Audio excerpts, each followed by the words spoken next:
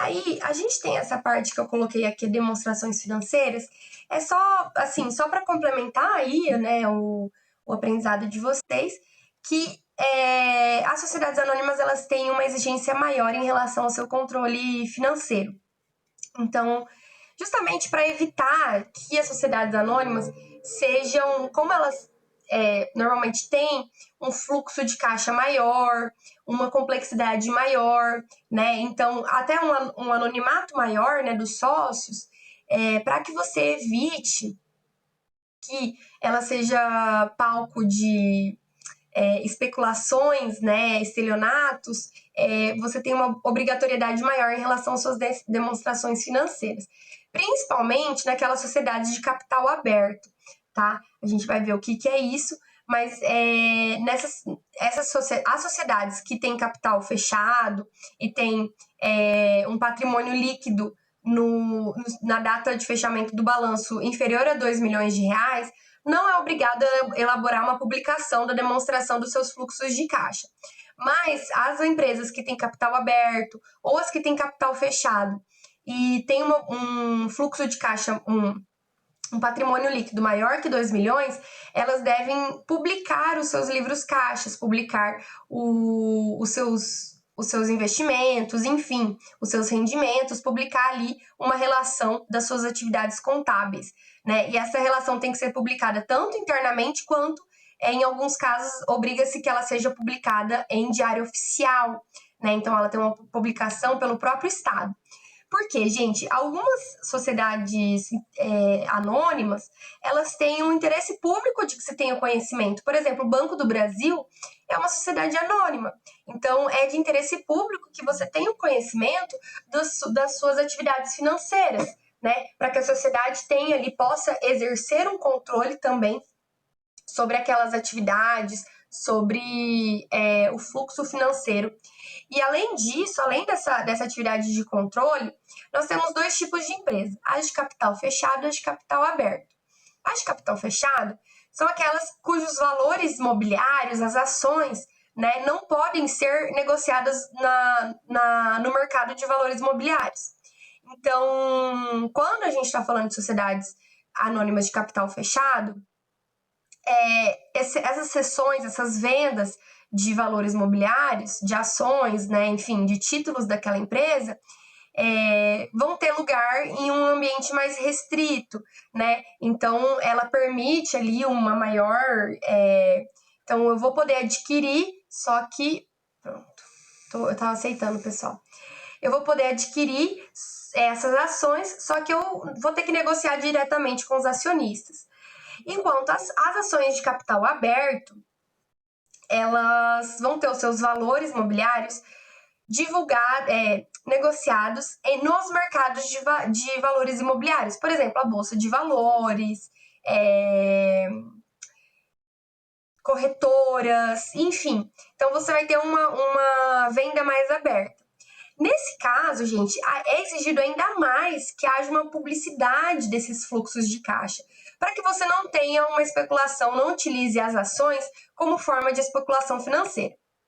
Aqui, gente, eu coloquei até o mercado de capitais e valores imobiliários, apenas para que vocês tenham já uma iniciaçãozinha, mas também não vai cair na prova, porque é uma matéria muito complexa, exige um conhecimento de direito financeiro, de direito econômico, que a gente não tem o domínio agora, né?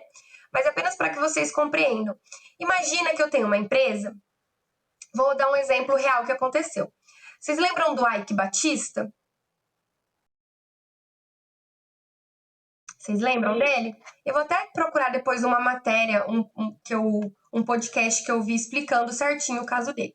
Mas o Ike Batista, o que aconteceu?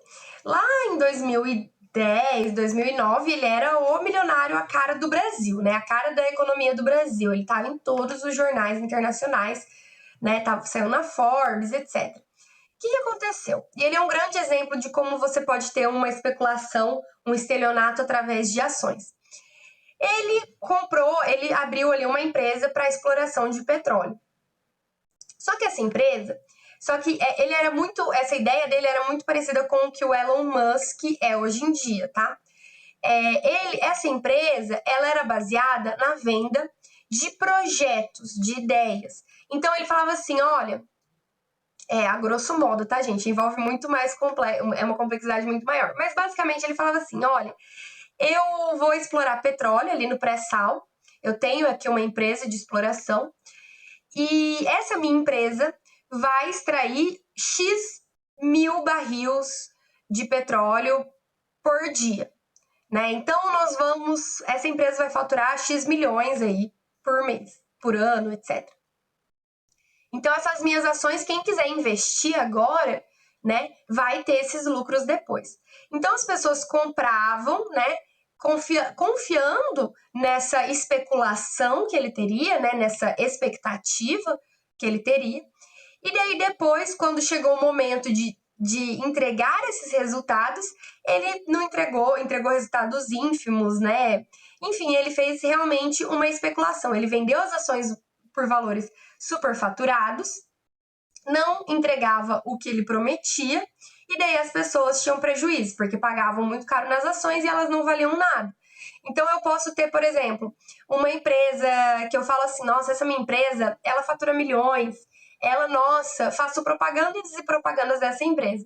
Então as ações vão lá pro alto. Aí, igual, por exemplo, gente, o que está acontecendo, a gente está vendo uma empresa farmacêutica dos Estados Unidos anunciar que tem um possível vacina para o coronavírus que vai sair até setembro. Essa vacina, esse estudo não foi publicado, não foi analisado cientificamente, então você não tem nenhuma evidência científica, apenas uma declaração do site, da empresa, no site da empresa. O que aconteceu com as ações dessa empresa? Foram lá para cima. Por quê? Porque essa empresa daqui a uns dias vai ter a vacina. O que pode acontecer? Pode ser que ela entregue a vacina e daí vai se manter, o valor dessas ações vai se manter em alta. Pode ser que daqui a 3, 4 meses esses estudos sejam refutados. Olha, esses daqui era placebo, não fazia efeito nenhum, não há vacina para o coronavírus. E daí, quem comprou essas ações lá em cima, comprou sobre uma ilusão, né? Isso daí pode dar até processo judicial, que é uma das coisas que o Eike Batista vem sofrendo, né? Por especulação financeira. Então, isso exige uma complexidade muito grande de estudos sobre ações, etc. Mas, então, para que você tenha uma transparência maior e que você, quando vá comprar uma ação, de fato conheça, né, que o valor daquela ação ele seja baseado, por exemplo, nos fluxos financeiros. É óbvio que existe um pouco de especulação, mas se uma empresa ela tem um fluxo financeiro muito baixo, está tendo prejuízo ou lucros muito pequenos, você já não vai conseguir vender as ações dela em valores elevados, tá? Então, isso tudo vai influenciar. Então, por isso que a gente tem uma maior divulgação dos fluxos, uma exigência maior do controle do caixa e uma divulgação desses fluxos de caixa dessas empresas, dessas sociedades anônimas. Eu vou enviar, gente, alguns podcasts que eu gosto para que vocês tenham aí, assim, conheçam uma explicação sobre como funciona, exemplos reais, etc. Igual aquele podcast que eu enviei para vocês sobre as patentes. Exemplos reais, para que a gente consiga fixar melhor nesses exemplos. Aí aqui eu coloquei alguns termos sobre mercados de capitais, valores imobiliários, as espécies de valores imobiliários. A que importa mais para a gente são as ações, né? Que as ações, o capital social ele vai ser dividido em ações.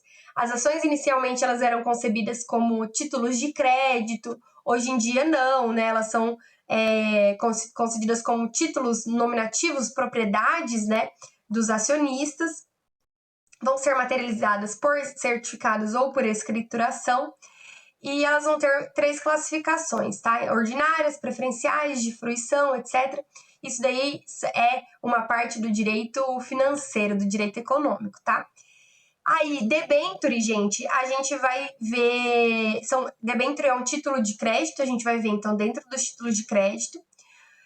Bônus de subscrição é quando você compra uma preferência para adquirir ações, né? Então, quando essa empresa aumentar o capital, eu tenho preferência em adquirir ações, mas também é uma expectativa, né? Partes beneficiárias, que são valores que vão assegurar o direito de crédito contra a sociedade anônima, né? Então, uma participação. Se essa sociedade tiver lucros anuais, eu posso receber esse direito de créditos. E commercial papers, né, que são valores que vão constituir promessas de pagamentos, né, uma espécie de nota promissória emitida pela sociedade anônima para uma captação de recursos ali a curto prazo. Então, seriam empréstimos como se fosse uma nota promissória mesmo. E daí vocês vão conseguir, esses tipos vão ficar mais claros quando a gente tiver os títulos de crédito ali no segundo semestre desse ano, tá? Que daí a gente consegue analisar o que é um título de crédito e fazer essas comparações. Não vai cair na prova, apenas para que vocês tenham conhecimento.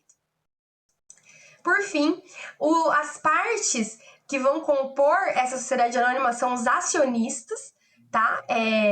Então, esse nome decorre do fato de que esse sócio, esse tipo de sócio, ele tem... Pessoal, alguém tá com o microfone ligado, se puder desligar, por gentileza. Esse tipo de sócio vai ter ações, né? O seu capital, a sua parte vai ter dividida em ações, e daí ele vai ter direito de fiscalização da gestão de negócios da sociedade, de se retirar da sociedade, né? De preferência na subscrição, na compra de valores, na participação da divisão de patrimônios da companhia, caso essa companhia se liquide, na participação dos lucros, etc. Então, esses sócios, a gente pode ter... Gente, eu vou ter que desligar o microfone aqui. Pronto. Esses sócios... Gente, alguma dúvida até aqui? Se alguém tiver alguma dúvida, pode falar, viu? Pode levantar a mão aí e falar, professora, pelo amor de Deus, vai mais devagar. Oi.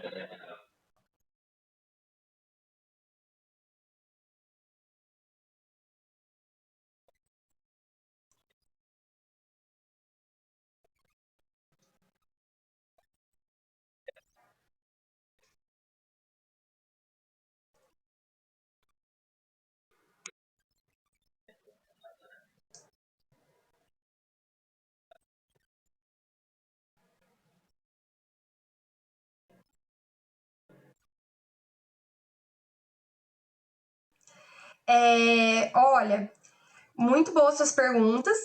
Vamos por partes. A espécie, como que a gente vai estar especificado se elas são capital aberto ou fechado? Vai estar no Estatuto Social, tá? Então, você vai ter ali no Estatuto Social se elas são capitais abertos ou fechados. Uma empresa de capital fechado, ela pode abrir o seu capital e daí ela vai expor ali quantos por cento do seu capital social vão estar na Bolsa de Valores. Então, você pode colocar apenas 40% do seu capital na Bolsa de Valores para que os sócios fundadores ainda tenham um controle majoritário daquela sociedade. Então, vai estar no estatuto, simplesmente assim. Em relação à publicação, gente, isso daí é uma questão procedimental, que eu não sei explicar especificamente, né? Mas normalmente essas publicações elas são enviadas, né, para o órgão fiscalizador e vão sair ali dentro da relação do próprio órgão fiscalizador. Então, mas aí essa questão procedimental, aí depende, quem vai saber mesmo vai ser o contador dessa empresa, né? Vai ser a equipe contábil que vai ter um controle, que vai realizar todo esse procedimento para enviar, né? Porque quando a gente trabalha com uma empresa, quem tem empresa sabe aqui que você tem prazos, regras, endereços, órgãos que você tem que se reportar ali periodicamente, não é verdade? Então, a cada tanto tempo eu tenho que enviar para tal órgão tais declarações especificando as tais movimentações financeiras. Então, quem vai ter esse controle é o contador mesmo, eu não sei explicar como que é o procedimento. Mas são declarações, na verdade, que você faz ali, existem já procedimentos, são declarações que a empresa faz para os órgãos fiscalizadores e daí esses órgãos fiscalizadores vão organizar, cabe a eles organizar, então, esse método de publicação. O que cabe à empresa é organizar, nos termos da lei, o seu caixa, o seu fluxo de caixa e disponibilizar dentro dos prazos corretos, ou a justificativa de por que não precisa ser publicado, né? Então, fechamos aqui o patrimônio líquido inferior a 2 milhões de reais, então a gente não precisa publicar. Ou então, dispor as informações para que o órgão oficial possa publicar. Tinha mais alguma pergunta? Eram 3 pontos, né, que você tinha perguntado. O valor das ações. Então, o valor das ações, isso é uma excelente questão. O valor das ações, aí a gente vai entrar aí a gente teria que estudar a economia, porque o valor da ação ele vai ter uma base lógica, né? Então, esse fluxo de caixa, esse valor determinado pelos próprios acionistas, olha, nós estamos vendendo aqui 40% das nossas ações e as nossas ações, elas têm o valor, o nosso capital social é de 40 milhões, então de 100 milhões. Então, eu vender 40%, quer dizer que eu estou colocando no mercado imobiliário, né, mobiliário, mercado de ações, 40 milhões das minhas ações. Só que, de fato, quem for comprar vai gastar isso, né? Aí existe uma parte especulativa, que é a projeção dessas empresas, essa empresa tem projeção de crescer, essa empresa vai entrar em recessão, como que o mercado, aí entra todas as questões de regras econômicas que o direito não consegue dispor, né? Então você tem uma base lógica, assim, as regras econômicas são lógicas, mas tem uma base que o direito tenta prever, que é divulgação do fluxo de caixa, né, e a solidez dessa empresa. Então, olha, essa é uma empresa que está há 15 anos no mercado, ela nunca teve prejuízo, ela tem um fluxo de caixa bom, ela tem uma reserva para ela aguentar eventuais crises locais, regionais, mundiais. Então, ela é uma empresa sólida, né? Ela é uma empresa sólida, ela tem confiança no mercado. E isso vai ser um ponto do valor da ação. Mas aí vai ter mercado, vai ter interesse comercial, vai ter a projeção, o que essa empresa pode significar, igual essa empresa dos Estados Unidos que anunciou no site. As ações explodiram, o valor foi lá para o alto. Por quê? Porque se essa empresa de fato tiver a patente, né, descobrir ali a vacina, ela vai ser valiosíssima. Então há uma especulação muito grande. Mas se essa empresa não tiver, não entregar aquilo que ela está prometendo, não vai valer nada aquelas ações. Então, nem sempre as ações elas podem, né, significar ali uma especulação, mas o que se tenta é estabelecer regras para você diminuir esse jogo de azar e se basear em regras próprias. Mas aí você tem que estudar muito direito não, economia. Para compreender melhor como é estabelecido o valor da ação, a gente tem que sair do direito e estudar economia. Eu vou mandar até uns programas sobre isso para que vocês consigam compreender essa influência. Ok?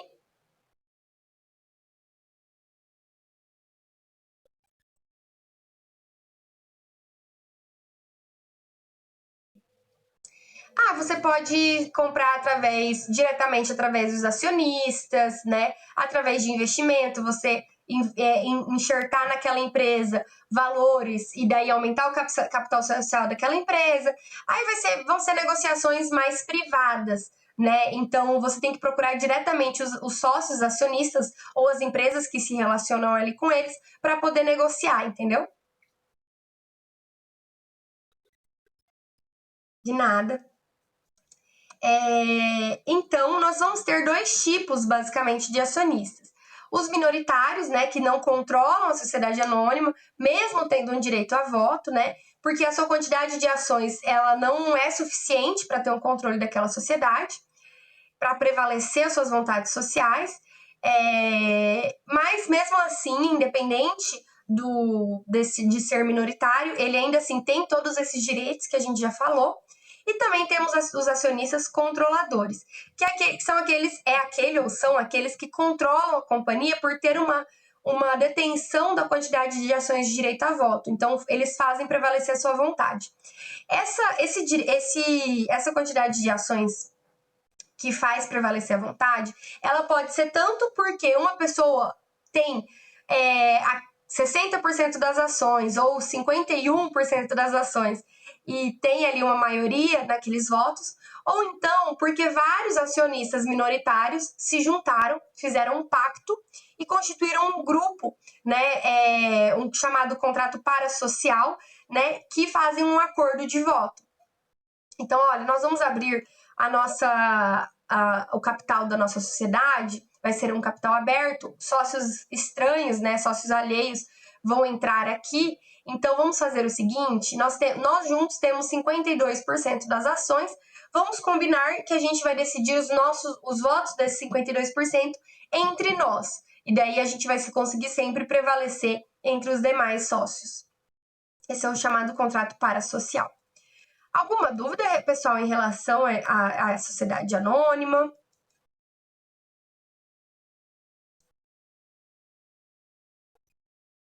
Ok, então. Então, comandita por ações. Gente, a gente já viu, né, o que é uma sociedade em comandita. Quem que consegue lembrar para mim o que é a sociedade em comandita?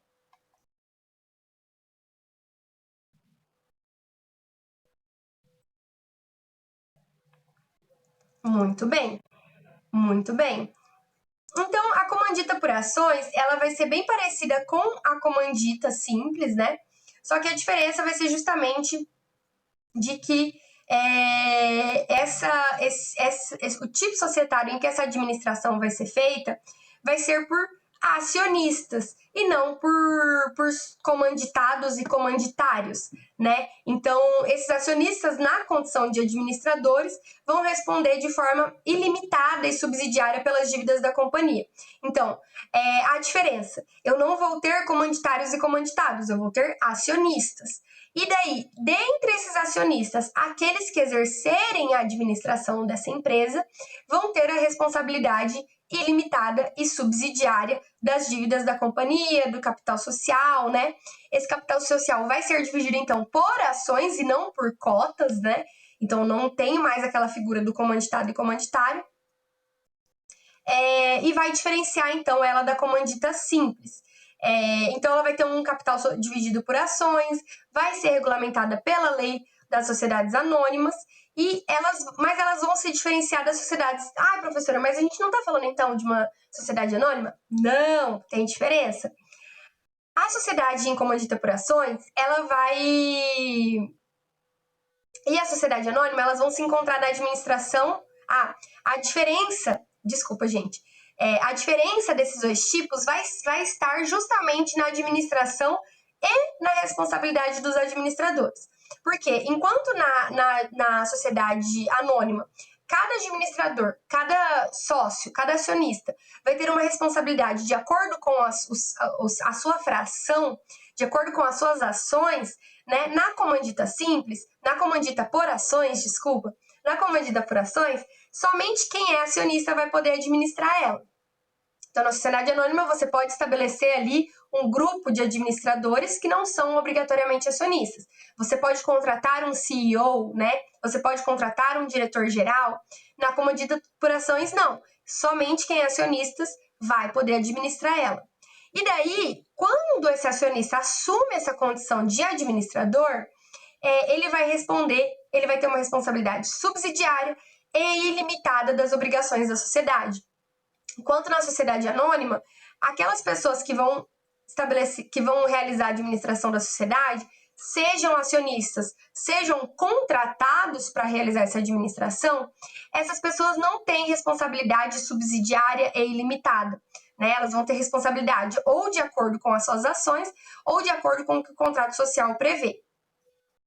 Então, essa distinção entre a comandita simples também aparece aí, né? Porque na comandita simples, apenas os comanditados podem ser administradores e vão responder solidária e ilimitadamente pelas obrigações sociais. Então, diferenças. Comandita simples, apenas administradores, apenas comanditados. Sociedade anônima, administradores, qualquer pessoa, sócios, acionistas, não acionistas, etc. Comandita por ações, apenas acionistas e não comanditados, mas apenas acionistas podem ser administradores. Responsabilidade desses administradores. Na comandita simples, administradores têm responsabilidade solidária, né? Tanto faz ali quem vai responder, e ilimitada. Só um minutinho. Na sociedade anônima, administradores não têm responsabilidade, né? Principalmente se eles não forem acionistas. Se forem acionistas, vão ter a responsabilidade de acionista, que é ali no limite das suas ações. Na comandita por ações, os administradores, que somente podem ser acionistas, né? Eles vão responder subsidiária e ilimitadamente pelas obrigações da sociedade. Pode falar.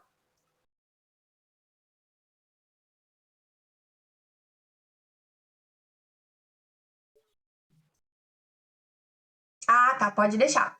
Então, administrador. Comandita simples. Alguém mais tem alguma pergunta? Então tá. Administradores. Comandita simples. Apenas comanditados, né? Apenas aquelas pessoas que recebem o investimento. Sociedade anônima. Qualquer um pode ser administrador. Qualquer um pode ser administrador. Acionistas, você pode contratar um CEO, né, um presidente da companhia. Então, qualquer pessoa pode ser administrador de acordo com o que o Estatuto Social prevê. E a votação da Assembleia. Comandita por ações, somente os acionistas podem ser os administradores. Reparem que os acionistas, eles possuem as ações, então eles também são os investidores. Então, na comandita por ações, somente os acionistas vão poder ser administradores. Ok, e esse administrador? Qual a responsabilidade desse administrador? Comandita simples. O administrador, que será o comanditado, né, obrigatoriamente, ele vai ter uma responsabilidade solidária e ilimitada, né, pelas obrigações sociais. Solidária e ilimitada. Na sociedade anônima, o administrador, se ele for acionista, ele vai ter uma responsabilidade pelas suas ações, né? Ali pelo limite das suas ações. Se ele não for acionista, ele não tem responsabilidade pelas ações da empresa, né? Ele tem responsabilidade pelas suas próprias decisões, etc., mas ele não tem responsabilidade pelas obrigações sociais da empresa. Na comandita por ações, o administrador, que obrigatoriamente tem que ser um acionista, ele tem uma responsabilidade subsidiária e ilimitada. Ok? Subsidiária e ilimitada. Ok?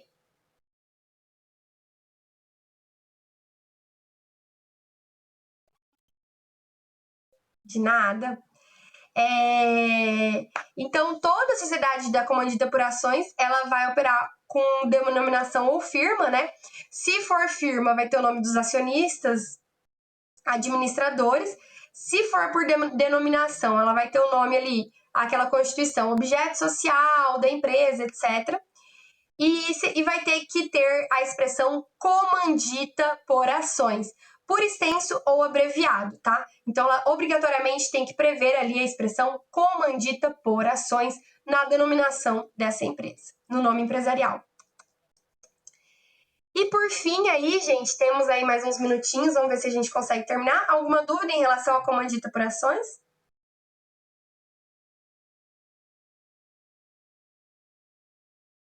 Então tá. Então, por fim, nós temos a sociedade cooperativa. A sociedade cooperativa, ela vem nesse sentido de colaboração entre os sócios, né? Ela é uma associação gerida de uma forma coletiva em favor dos associados, dos cooperados. Tá acabando de novo aqui nosso tempo. Eu vou só explicar o comecinho da sociedade cooperativa e daí a gente vai terminar na próxima aula, tá bom? Ela não é muito grande, não, mas é para a gente poder falar melhor sobre ela. Então, essa expressão cooperativa, ela vem, olha, né, de colaboração, e operativa de atuação, de operação, né? Então, é uma atuação conjunta para atingir um fim comum. A sociedade cooperativa, ou apenas cooperativa, ela também tem a sua própria previsão normativa, a Lei 5.764 de 71, e também no Código Civil, vai ser aplicado subsidiariamente o Código Civil, mas ela também tem a sua própria lei esparsa, né, a sua lei específica. E daí, o resto, acho que se a gente começar a ver hoje, vai ficar um pouquinho confuso. Então, vamos deixar a sociedade cooperativa para a próxima aula, tá? Eu vou pedir para vocês lerem o material, anotarem, grifarem, complementarem e trazerem nas próximas aulas as dúvidas de vocês. Então, na próxima aula, a gente termina a sociedade estatutária. Vamos falar ali mais algumas características das sociedades, apenas para encerrar a matéria, não vai ser nada pesadíssimo. E daí, na última aula do bimestre, nós vamos fazer uma revisão, ok? Alguma dúvida? Pode levantar a mão.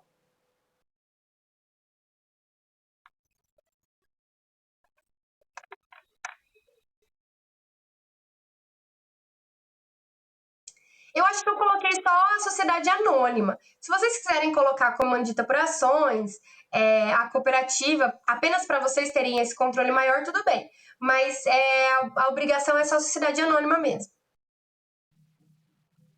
Tá bom? Isso. As que estão lá na tabelinha tem ali, né? Isso. Pessoal, vou encerrar aqui a gravação só para